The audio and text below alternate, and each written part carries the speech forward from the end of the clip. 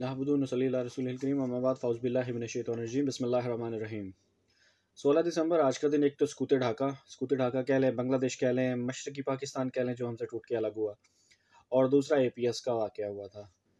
Major दो बड़े वाक़यात आज के दिन के हवाले से जिनका इंतहाई अफ़सोस ही किया जा सकता है और उसका हल तो कोई आज तक नहीं निकला, दोनों चीज़ों का ही।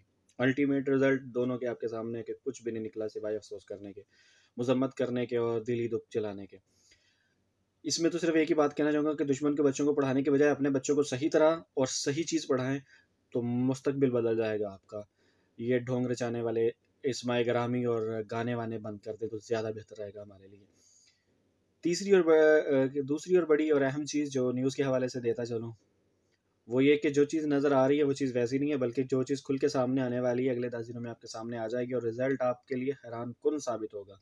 और इसी रिज़ल्ट के लिए तवक्को जो नहीं कर रहा है, उनके लिए सिर्फ़ इतनी सी बात कहूँगा कि तवक्को यहाँ पर उस चीज़ की जाए जिस चीज़ का काम बुनियाद रखी जाती है। यहाँ पे बुनियाद बेसिकली अनहोनी की रखी जाती है, तो रिज़ल्ट भी वही निकलेगा। नेक्स्ट वीडियो तक मुझे दीजिए इजाज़त। अपना और बाकी सबका रखिएगा ख़्याल। अल्लाह हाफ़िज़।